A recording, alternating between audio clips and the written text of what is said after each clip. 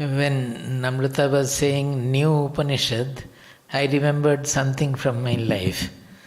I was given to listen to classical music, songs and instrumental, and also the programs where the old Bengali patriotic songs and old songs and which are almost classical, they would be arranged, and Rabindra Sangeet. So once one famous artist was there. It was entirely her program. So just before starting, I happened to find her in the lounge. So I went there and introduced myself and told that I would like to hear some new songs of Rabindranath Tagore. See, she looked at me and said that, what shall I do? Rabindranath Tagore is not alive to write any new songs. So like that, there Upanishads, there cannot be any new Upanishad. Except what a knower says, everything is Upanishad. That way, new Upanishad is generated every time a knower speaks. Whatever he speaks, that is Upanishad. Because he can only speak truth and the truth alone. So Upanishad is the words which carry the truth, which embody the truth and carry the truth. So from era to era, whatever the knowers speak, that is the living Upanishad. Otherwise he has to make, but generally our knowers always, they take to the existing Upanishads and by their interpretation they make these living. The livingness comes from the association of a living knowledge or the living knower. So that way all Upanishads are new and the truth is ever new. Chirana nutana or chirana navina. So truth is ever new, God is ever new, the Atma is ever new because there is no duality in it. There is no time, space in it. It is always new. Even Purana also, we think that Purana means ancient. It does not only mean ancient, but it means that which was new even in the ancient times. That which was new even in the ancient times. That is the term Purana. Pura api nava, navameva, something like that. So, well, let it be a new Upanishad, Ishopanishad. Now, I will start with the Guru Vandana and then we will start with the Shanti Mantra of Ishopanishad. Namo Namaste Gurave Mahatmani Vimukta Sangaya Saduttamaya Nityadvayanandarasasvarupini Bhumne Sada Paradayam Budhamne Namaste Namaste Vibho Vishwamurte Namaste Namaste Chidanandamurte Namaste Namaste Tapoyogagamya Namaste Namaste Shruti Jnanagamya Swarajya Samrajya Vibhutiresha Bhavat Kripa Shri Mahima Prasadat Prapta Maya Shri Gurave Mahatmane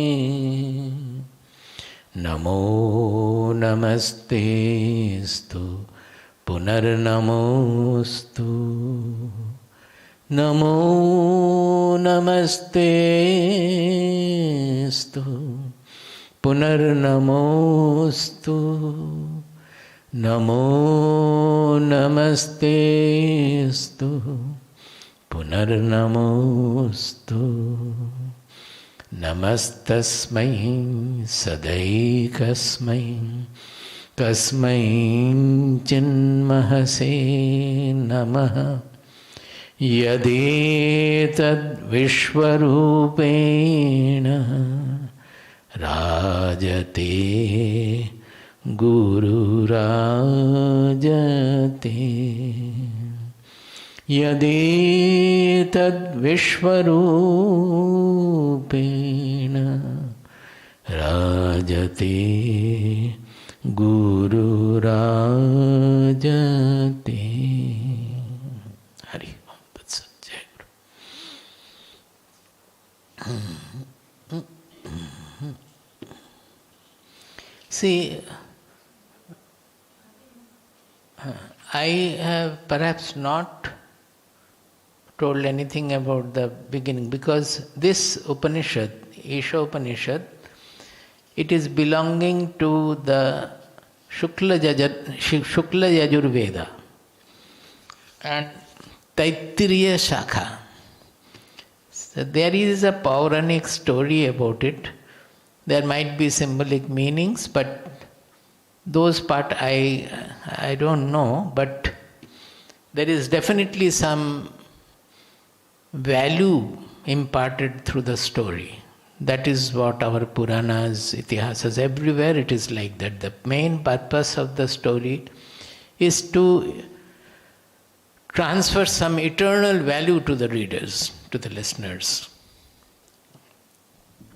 So, the story goes like that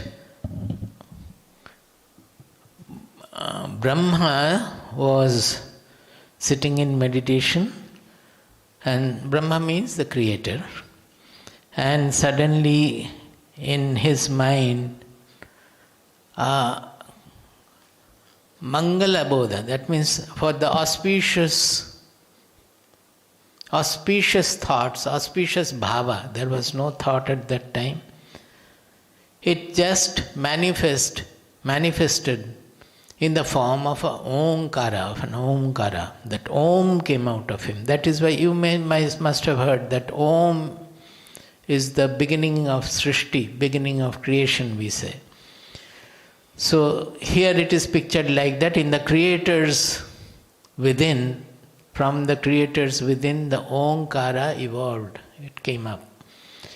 Now omkara is actually a combination of all the vowels and vyanjana, that is the consonants, all are coming out of that. That is the source of all shabdas. As such, it is called, it's a combination of a, u and So a means a wakeful state, u is representing something subdued, the dream state, and is the sleep state. That means it encompasses the whole of our life. Not only that, Omkara is considered to be where the past, present and future, everything is there. That is, Omkara is everything. Why? Because Omkara represents the Brahma Vidya, the truth. The Brahma Vidya means the truth or knowledge of Brahman, which is everything, on which the entire universe is appearing to be. So that way also, the meaning is that. It has been told in a storytelling Puranic manner, but the meaning is like that. Now from that, from the Omkara, the entire creation came. All the Varnas, all the alphabets came, and the entire creation also started manifesting. It is easy because this manifestation is just as in your dream. In a personal, individual dream, when you are dreaming a palace or a war, neither you have to create the war nor you have to create the palace. You just dream and it is there. The palace is right there. If you want to become the king, you are king there. And sometimes you are running away scared by some tiger also. Everything can happen. You don't have to create a tiger, you don't have to create a simhasana, you don't have to create a palace. It just comes. Like that, the world also has, just like that it has come. So the creation was very simple, except in the dream's case, it is individual, but the creation is in the consciousness. Like that, Brahma's creation also is in the consciousness, but it is a cosmic creation, not in the individual sense. Now, Brahma's Krishnadvaipayana, that is Vyasadeva as we say, who was the Rachayita of Mahabharata as well as 18 Puranas, who had compiled the Vedas, categorized them, so that is why he is called Veda Vyasa. His original name is Krishnadvaipayana. Now Vyasadeva was born of Parashara Muni and in the womb of Satyavati. He categorized the entire Vedas into 4 divisions, that is Rik, Yajuh, Sama and Atharva. That is why he is called Veda Vyasa. Now after dividing, categorizing and giving a proper order into the mantras, segregating them into 4 divisions. Not only 4 divisions, there were internal divisions also, like mantra, brahmana, etc. That is the kind of, whether it is a karma kanda section or the jnana kanda section or yajna, homa or some upasana, depending on that, the divisions were there. I will not go into the detail. Now, Vedavyasa wanted to give it to the Shishyas. So he gave it to all the Shishyas, of which Vaishampayana was one. I think it is Vaishampayana. And those Shishyas, they went to different parts of the world and they started spreading the knowledge of the Vedas. Now, Vaishampayana had done something wrong. What is that? Once a meeting was called of all the rishis. This is very interesting. That rishis means, as I always say, they were the scientists of ancient India. Not in the sense of objective scientists of today. They were all the experimenters with the truth, and through their experiment in their own life, they discovered the truth. That is why they are called rishi. They could see the truth. See means they have realized the truth.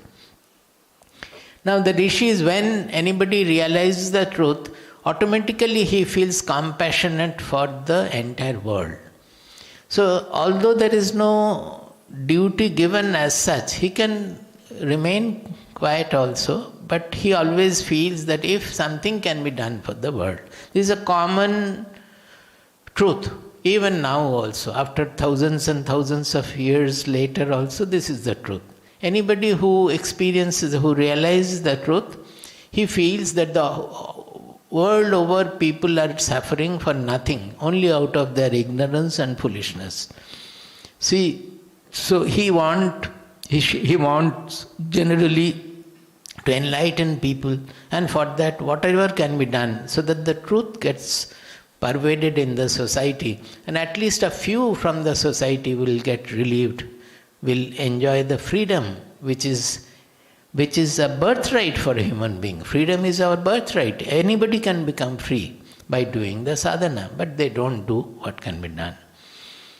So those people who become knower or get the relief from the bondage, they again work for the next generation. That is how the knowledge is propagated, and it is available even now after unknown period of time, because it is prehistoric. How many thousands of years? Nobody can say. So what happened is that there was a sabha, an assembly was called for all the rishis on the Sumeru Shikhara, they say. Sumeru, exactly what it was, I don't know, but it is somewhere in the Himalayas. The rishis were called to meet. Actually, it is said that even in Kumbh Mela, the realized souls should visit, because it is the presence of the rishis which purifies the place. Any Tirtha Sthana, pilgrim spot, becomes a place of pilgrimage by the presence of certain auspiciousness there. That auspiciousness quotient grows by the visit of the Mahatmas there, saintly people, knowers and all. So generally it is expected that the saints will visit such places of pilgrimage, because by the visit, not only that, visit the temples also, because what happens is generally people visit the temples and pilgrim spots with lot of material desire, sometimes not even a very good desire, harmful desires also. Many may not be directly harmful, but indirectly. Many kinds of worldly desires. And by that worldly desires, the Chaitanya, the power of the deity in the temple or the Tirthasthana, the power of the Tirthasthana, that comes down. It is very simple, just Newtonian truth, that by interaction the one gains from the other. When there are two things interacting, by the visit of the pure people, purity will grow. By visit of the impure people, impurity will grow. Either in the Deva or Devi, in the idol, in the deity of the temple, or in the Tirthasthana. So in Kumbh Mela also, actually there should be an assembly of the rishis. Those who have gone, you will find that there are many camps laid there, each run by one akhada or one ashram or like that.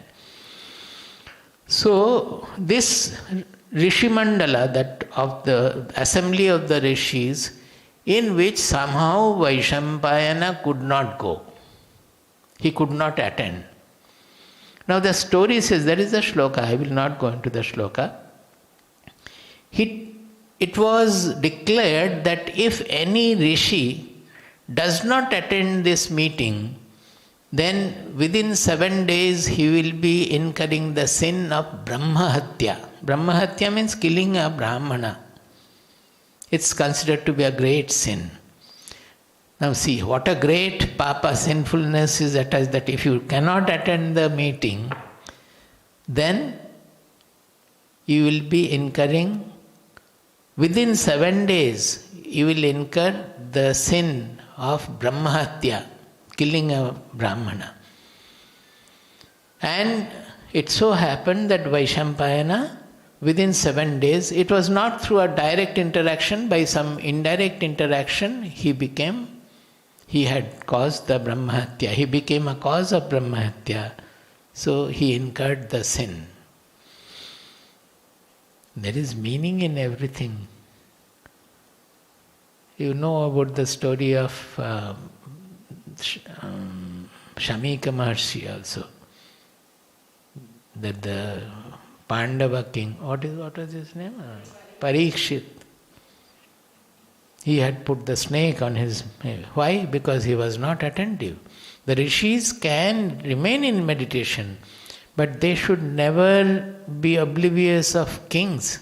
Because any spiritual person is able to live peacefully and do his job, either studying or meditation or teaching, it is primarily because of the king. Unless the king maintains a peaceful atmosphere in the country, nobody will be able to do that. But often people forget that.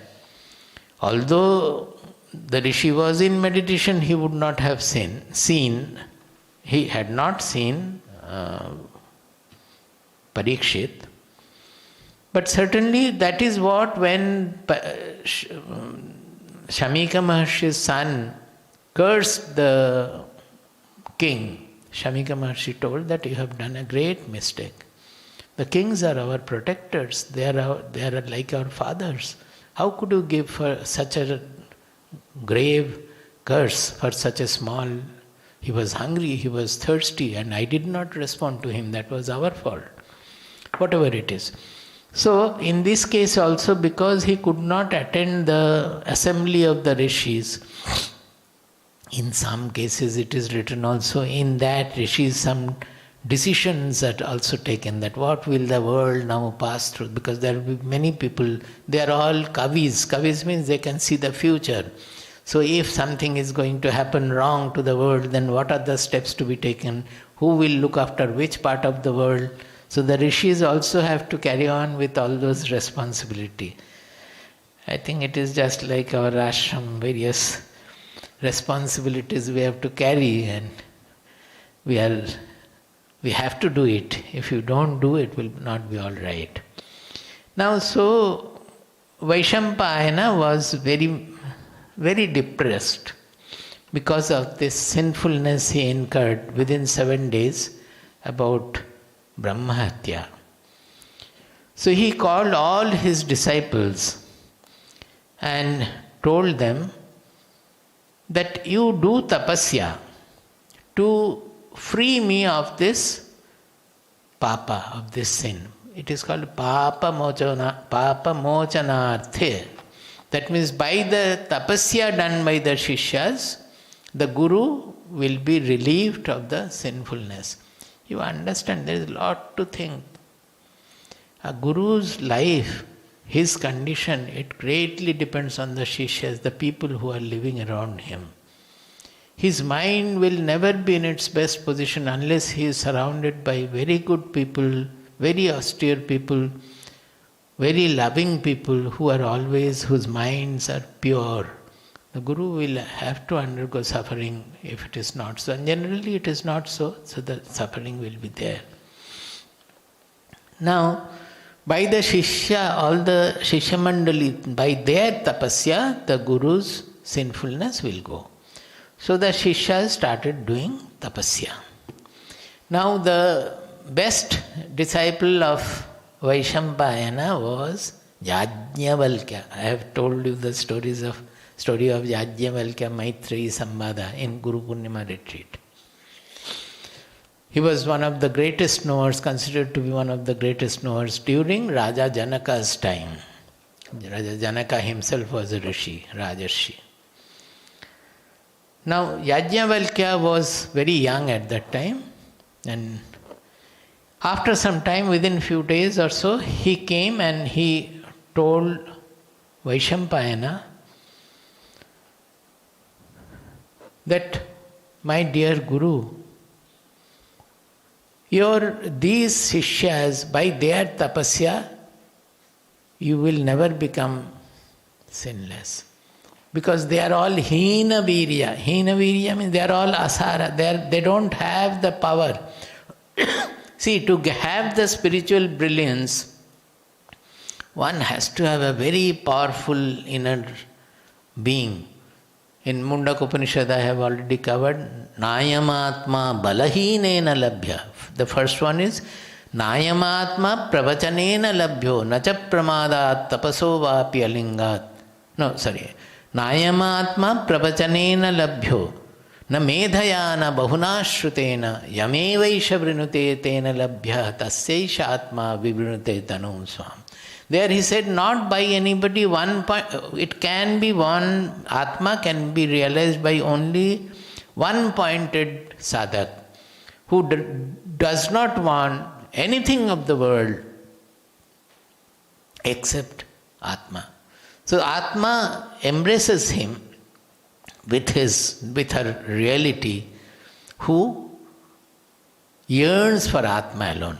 Saying that, the Upanishad is further saying, correcting that, saying that Nayamatma Balahinena Labhyo Nacha Pramadat Tapaso Vapyalingat.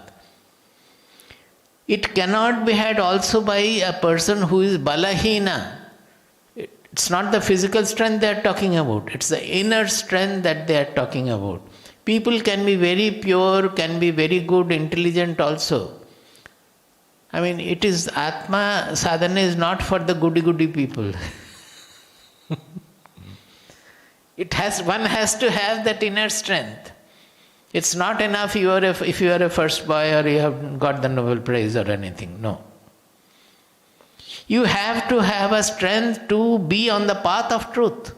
It's not easy. Shudasya dhara nishita duratyaya durgama pathastat Durgam pathastat kavayo vadanti. All the kavis who has treaded this path, they all say, it is like the razor's edge. Forget about crossing over. Even walking over this path is not easy, difficult. Durgam pathastat kavayo vadanti. Uttishtata jagrata prapya varan nibodhata kshurasya dhara nishita duratya durgam pathastat kavayo vadanti. He says, arise, awake, and look for the best guru, best teacher, and be with him, foregoing everything else, for bearing everything that comes on the way, till you become free of all doubts. Prapya varan nibodhata nisheshana bodhata, till you are doubt free. So this nayamatma balahinena labhyaha, it is said in our Shastras also, but Yajnavalkya knew it. So Yajnavalkya said that all these, your disciples, they are all balahina. They do not have the inner spirit to relieve you from the papa. Master, you tell me, I will free you of the papa by doing very hard tapas, very hard austerity, ugra tapas, he said. See the ego. Such a big disciple like Yajnavalkya, who became the greatest knower. What kind of a ego it was?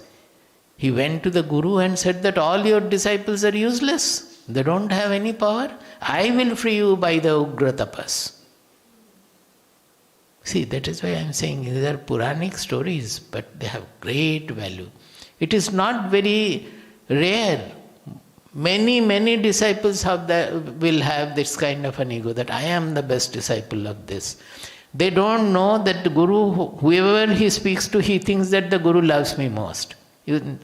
This is the greatness of a Mahatma. Even if you read, people have written about Rabindranath Thakur, we always say that whoever has written the bhava comes, the impression comes that he or she was the best disciple, and Rabindranath Thakur loved her or him most. That is a saintly character. He loves everybody. So naturally, whoever will be there will have his love. Now to have such an ego that I am the best disciple, I am most powerful and I can relieve you, not these people. What a great statement of ego. Vaishampayana understood that my disciple is treading the wrong path. Yajnavalkya is treading the wrong path. So he said that he got quite strong about it. Who are you to ignore all these sadhaks around me? To denigrate, to belittle all these sadhaks who are my disciples. Guru says that they are all my disciples.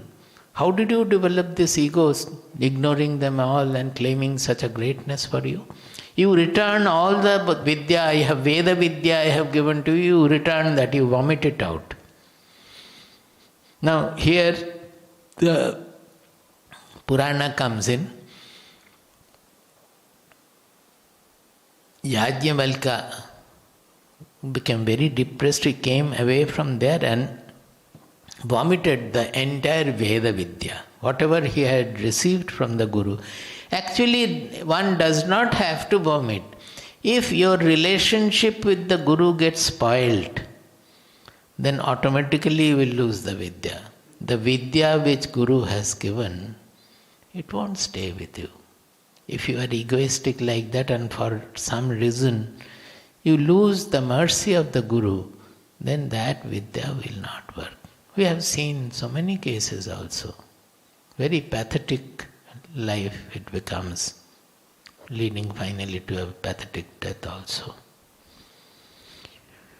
So, the Purana says that he vomited and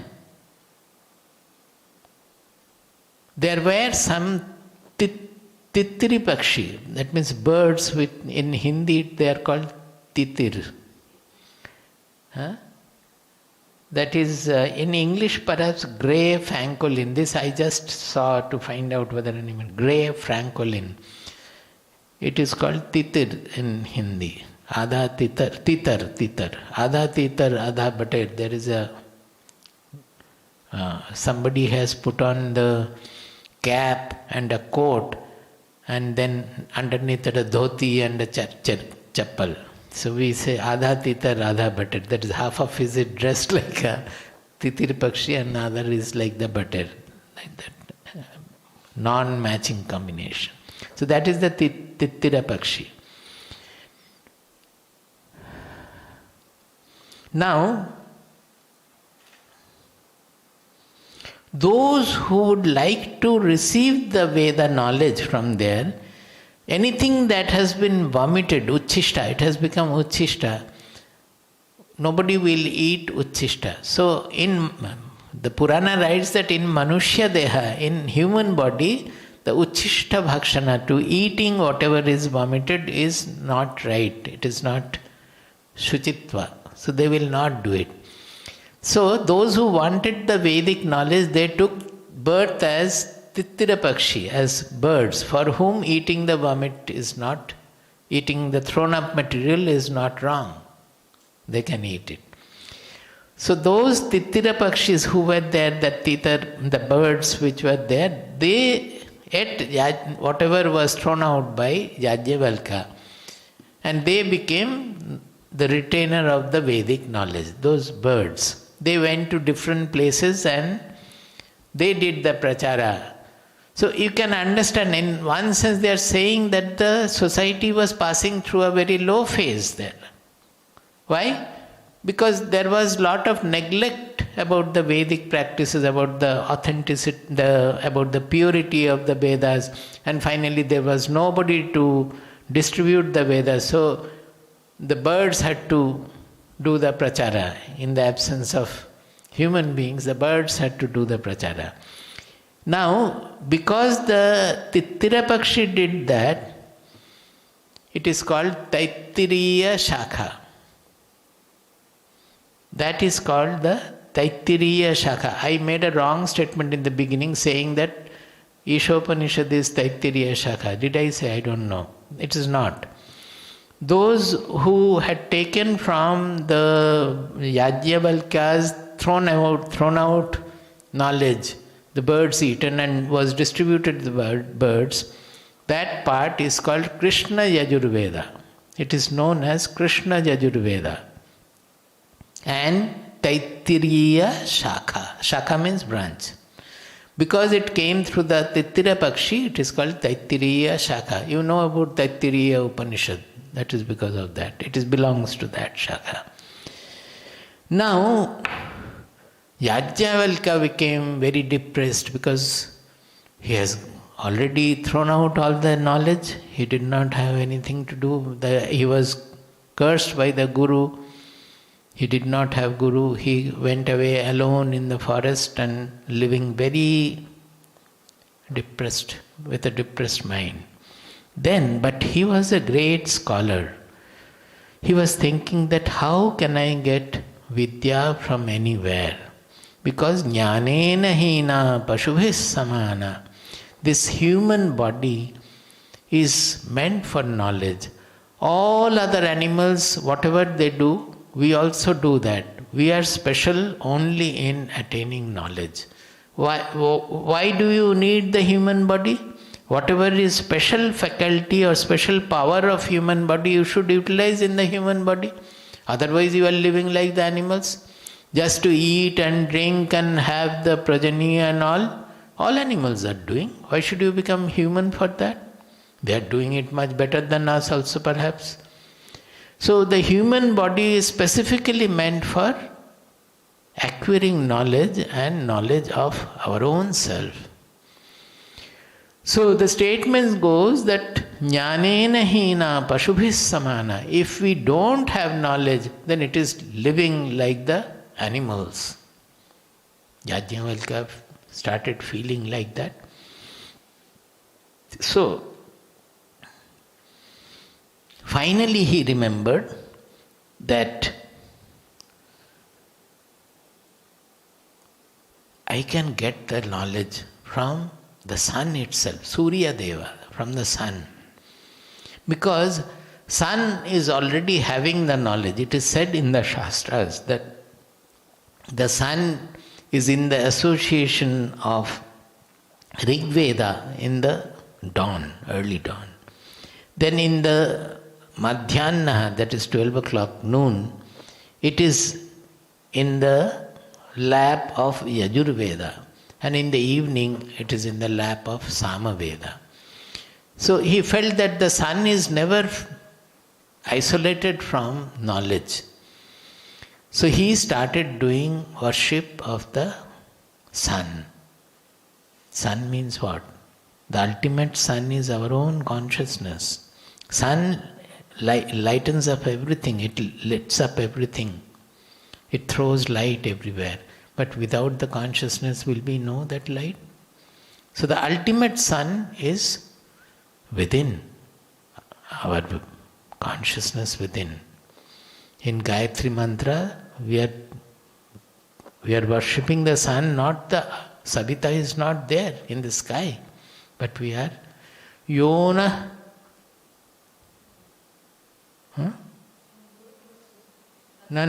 Prachodayat.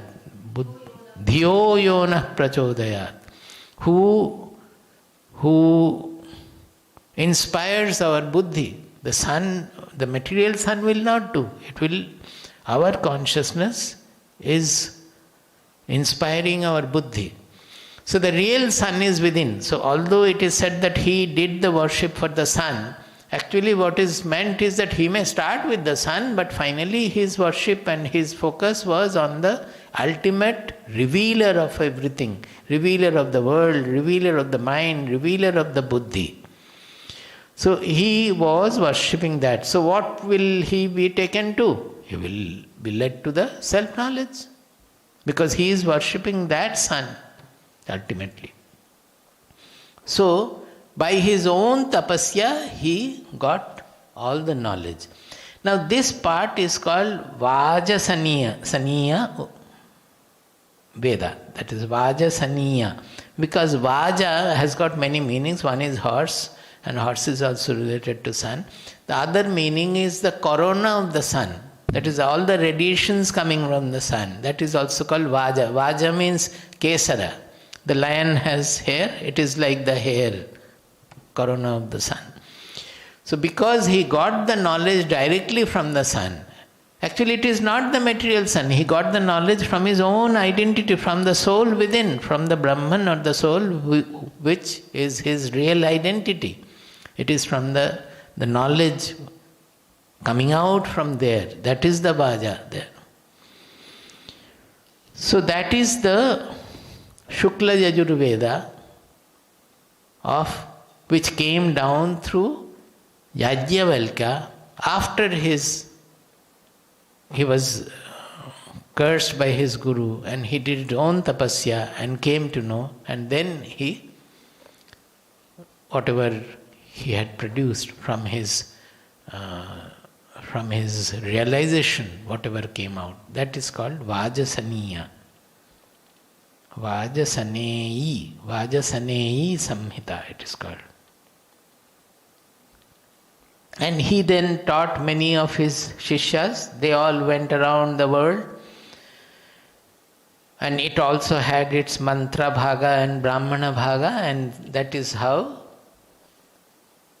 it was propagated in the world. Now Upanishad means Upanishad, that the end part of the Vedas, that is the Vedanta, which is the supreme part of the Vedas, it called Vedanta, or they are actually the conglomeration of all the Upanishads. Upanishad, the word has got various meanings. One prominent meaning is Upa means nearby. Ni means Nisheshena, means very well. Nishchayena, absolutely. Shat has come from Saddhatu, which means Shaithillikaranam, that means Avasadanam, that means removal.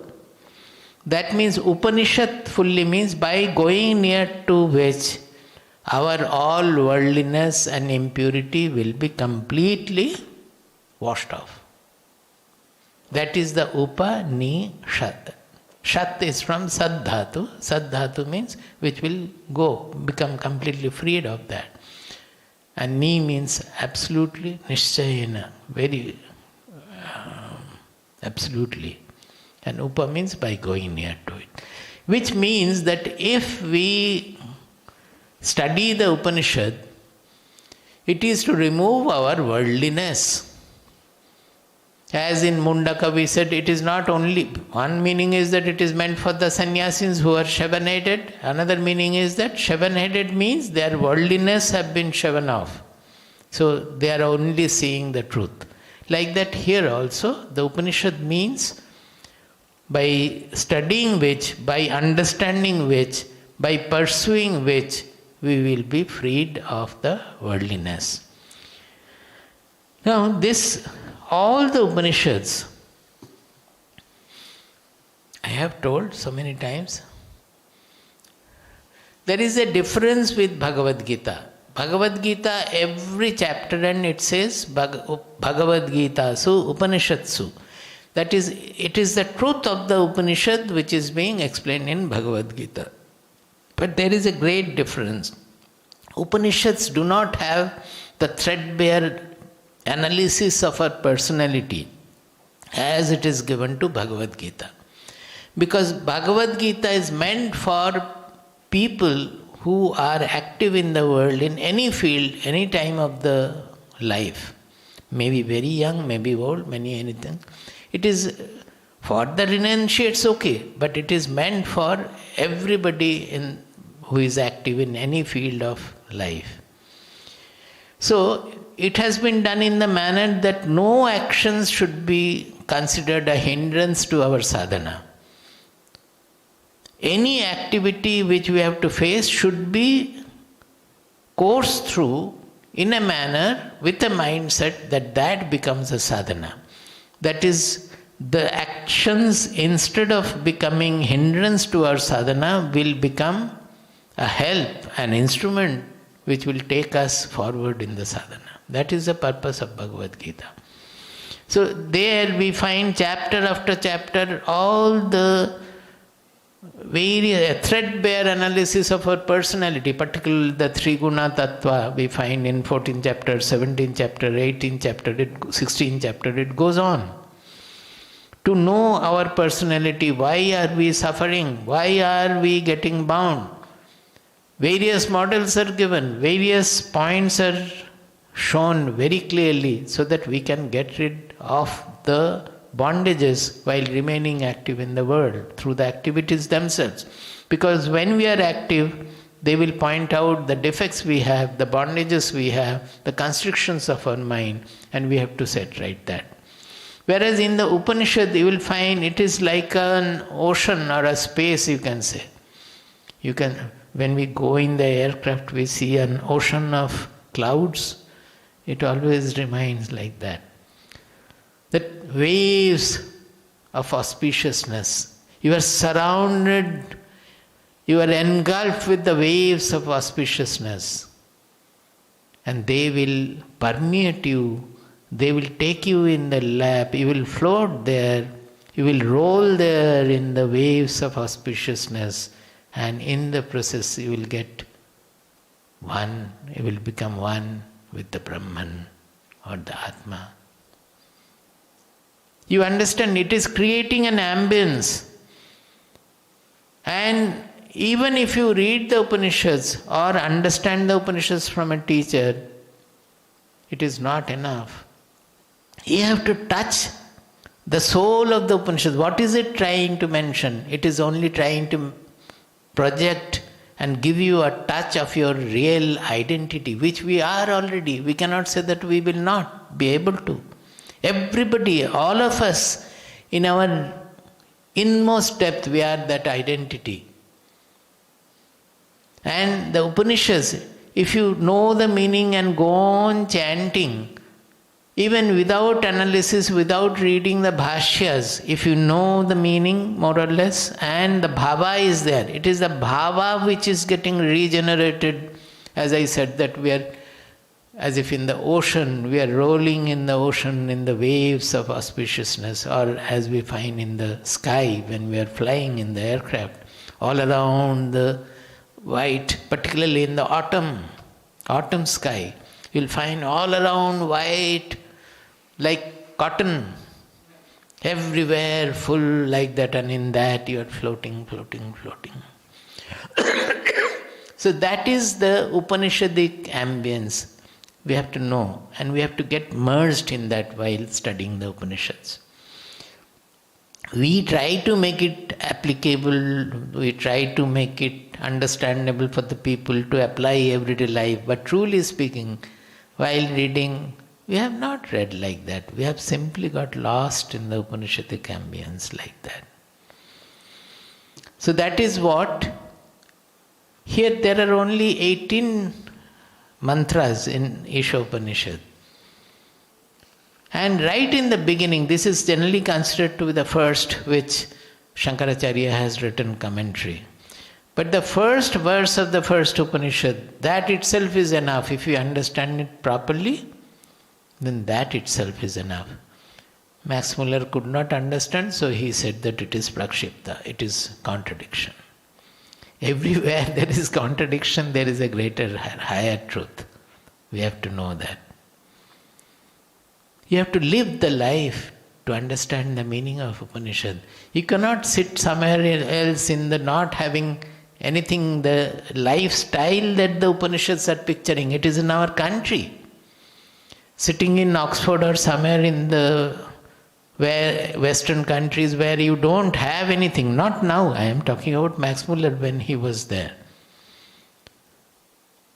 You cannot understand. To understand the Upanishads, you have to understand the civilization of Bharat.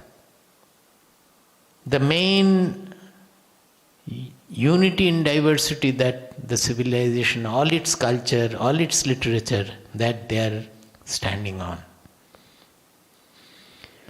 So, keeping that in mind, let us come to the Shanti Mantra. This Shanti Mantra of Isha Upanishad is Poornamada Poornamidam. You will know, I have explained earlier also, but I will explain again. Repeating me, following me, let us chant the Shanti Mantras.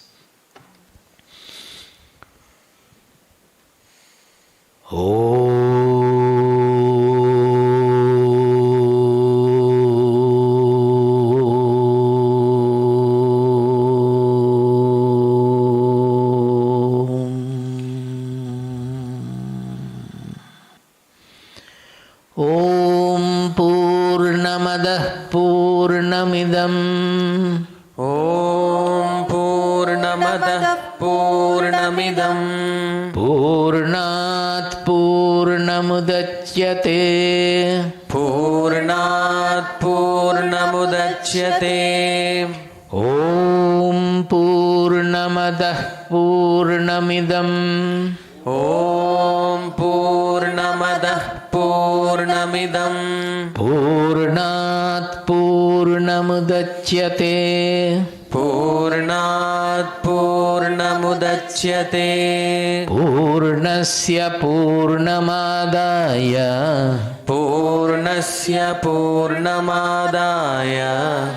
Poornamevavashishyate. Poornamevavashishyate. Om Shanti Shanti Shantihi. Om Shanti Shanti Shantihi. He says, this also has various levels of meaning. I have explained in great detail earlier also when all the Shanti Mantras were done. This is the Shanti Mantra of Brihadaranyaka also.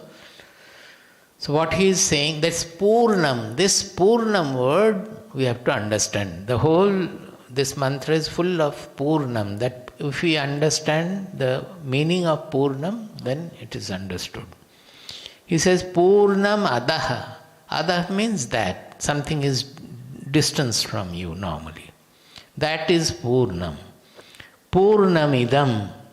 This is also Poorna. Poornat Poornam Udachyate. The Poorna is coming out of Poorna. Poornasya Poornamadaya. They said Purna is coming out of Purna. Now he is saying that if you take away the Purna from the Purna, Poornam eva avashishyate. What remains is also again Purna. Om Shanti Shanti Shanti. Now, normally when we say Poornam, even we have a glass, and when the water is filling to the brim, we call it Purna. That is objective Purnata. If you see a huge lake, when it is full of water, we call it, it's full, it is Purnam. But when we go further deeper and deeper into it, what is non-Purna? It is coming from a limitation of whatever we are referring to.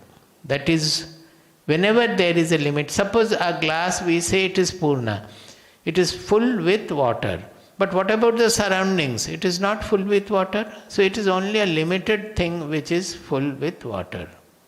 If you say space, which is perhaps, whether space is there or not, what we define as space, that is Purna, because we don't know anything beyond space. But there is a big but there.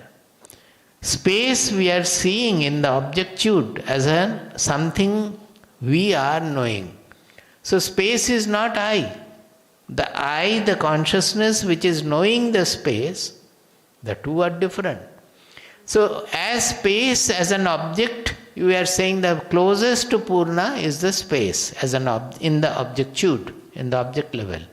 But there also we have the division, because space is not the subject I, and I am not the space. There is a division.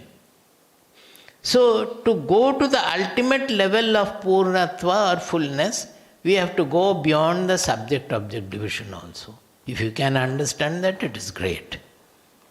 That is the whole truth about Atma also. That we want to see the Atma or know the Brahman and know the Atma, always our trouble is we want to know it as different from me. Even in meditation also we are trying to see something as Atma. So we are not successful because Atma is not different from me. So as long as the duality is there, subject-object division is there, we will not be able to know the Atma. We will not be able to know what is Purna. The real Purna is the non-dual, Advaita Purna, non-dual Purna, where the subject and object are, the division also is not there. Abheda, there is no Bheda. That is why it is said that Abheda Darshanam Jnanam. Jnanam, Abheda Darshanam. The knowledge is called when our vision outlives the divisional feeling. Even the subject-object division will not be there. In the Advaya knowledge, as long as we are enjoying something, say in the meditation you are enjoying a bliss, you are thinking that, oh, today I had a very peaceful meditation, this happened, that happened, or I did not know anything. It is not Abheda, because still you are considering I am the subject and I am knowing something. When there is no such small I and the world, or I am knowing something, that has got fused. That is the yoga, that is the Poornatva, that is the knowledge, Advaya knowledge.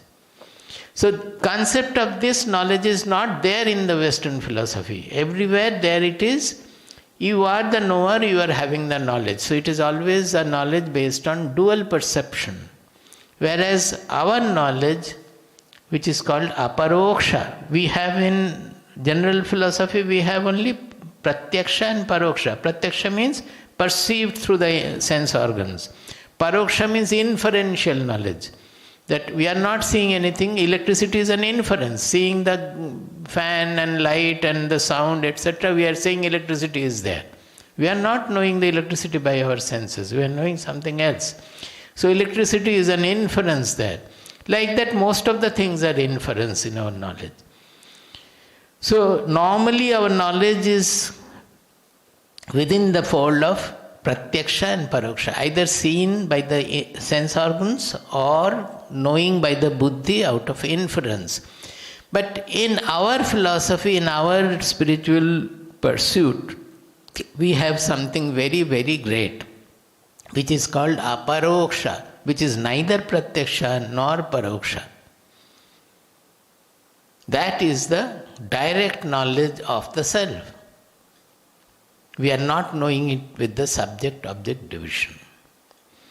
So this Poornam is really Poornam when you cannot identify any limit, any boundary for it at all. So even the subject-object boundary will not be there. So this Poornam is applicable to nothing in the objective world or in the creation, even to space. It is applicable only to our real identity, the Atma or the Brahman, which can be known only as the Aham in us. It cannot be known outside.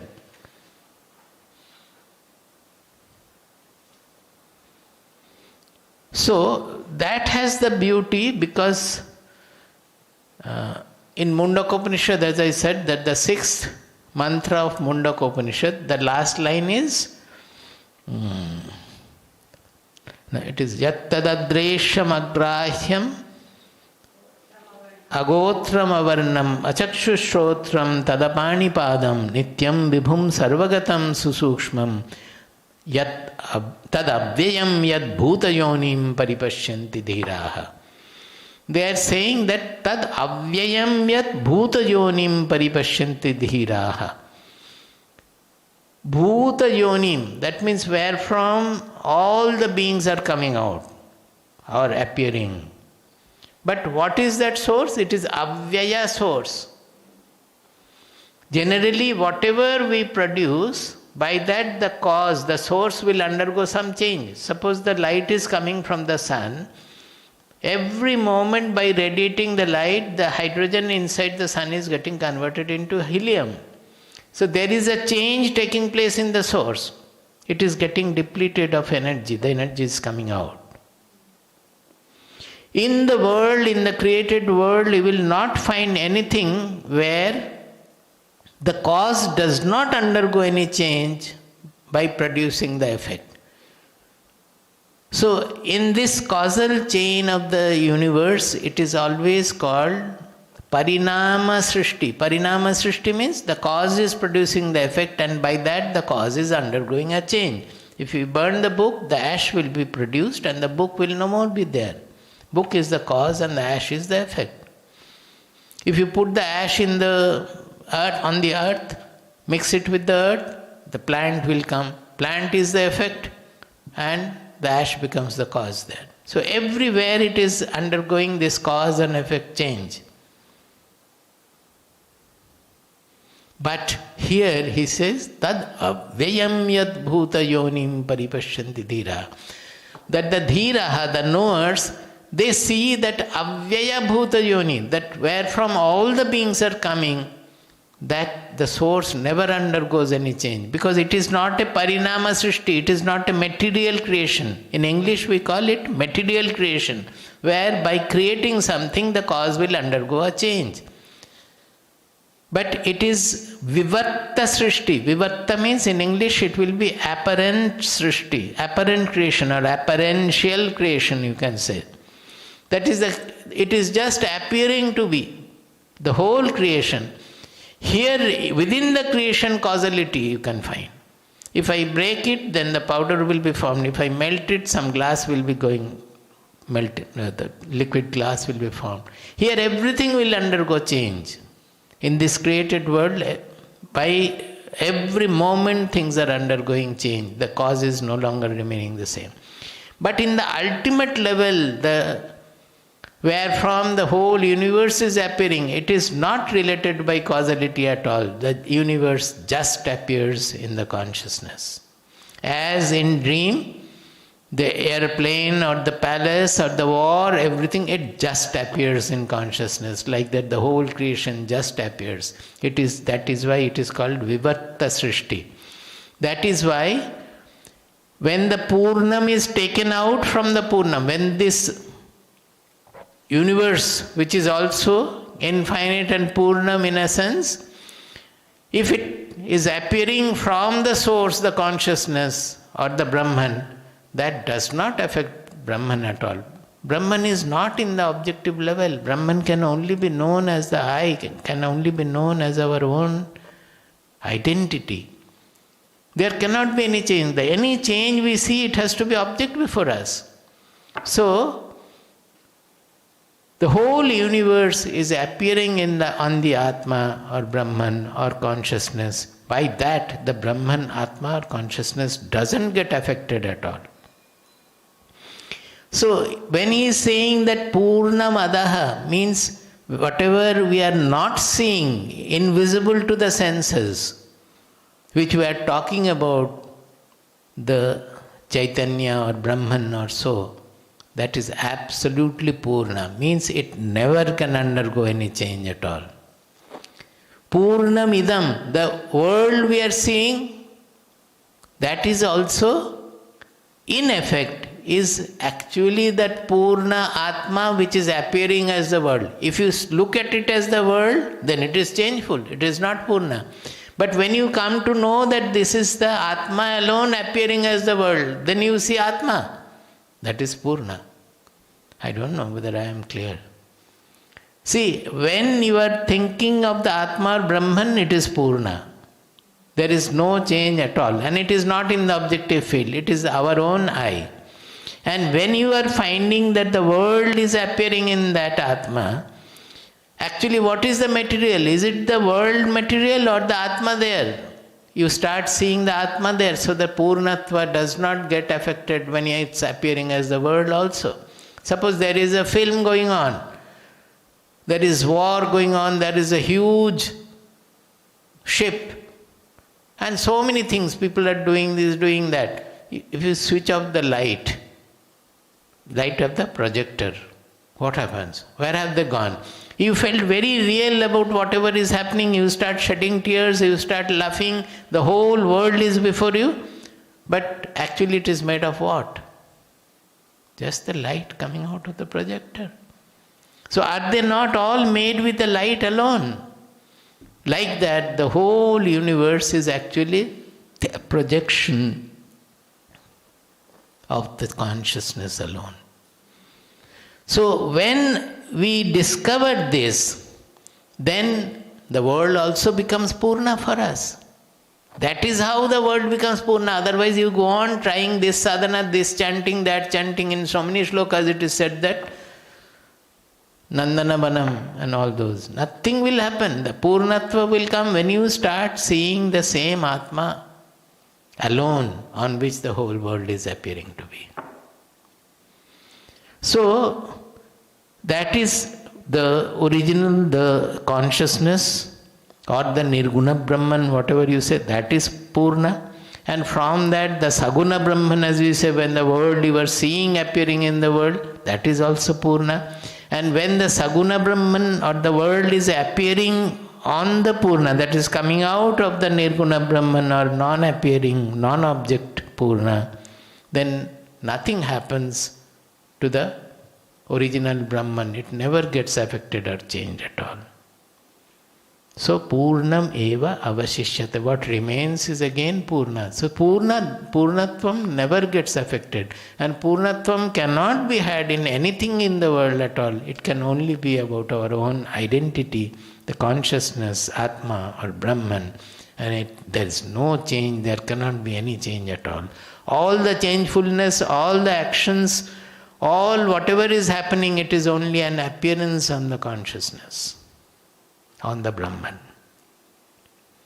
Om Shanti Shanti Shanti. This will have the same meaning as I have explained in other Upanishads also, that Adi Daivika Shanti, Adi Bhautika Shanti and Adhyatmika Shanti. Of that, the Adhyatmika Shanti is the most important, but it depends, because it depends on our own mind, our own intelligence, our own emotion. It is for us to create that peacefulness within.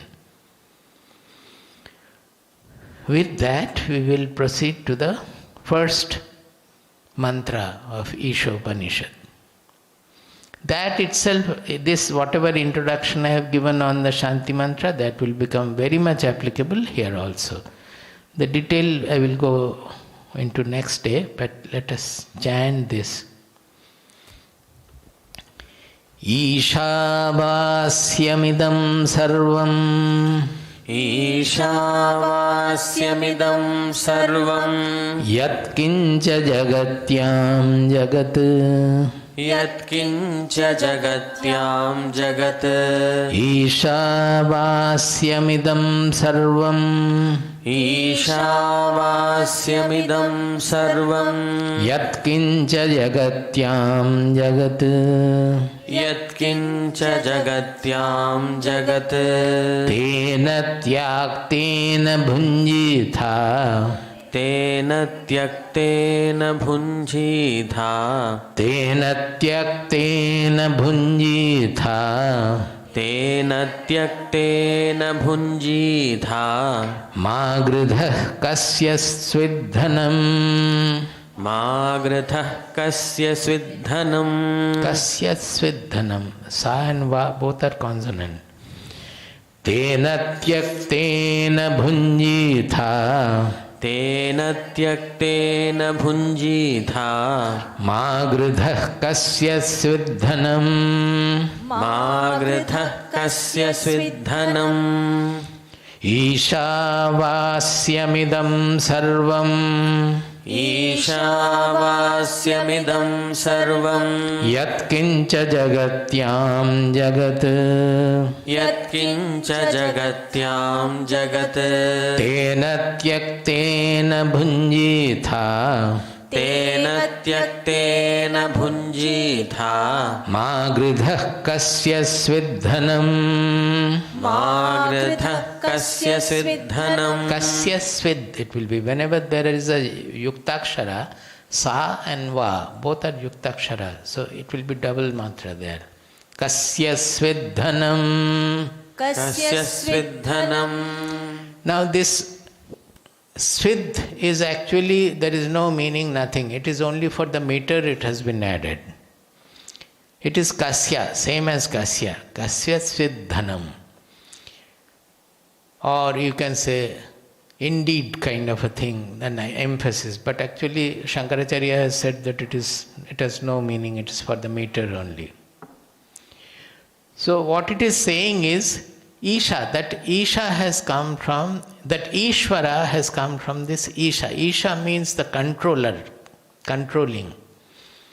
Ishvara, the Lord is called Ishvara because we believe that He is controlling the whole world. That is why He is called Isha or Ishvara. Now, Isha, when we were referring to, E is long E, Isha, Isha.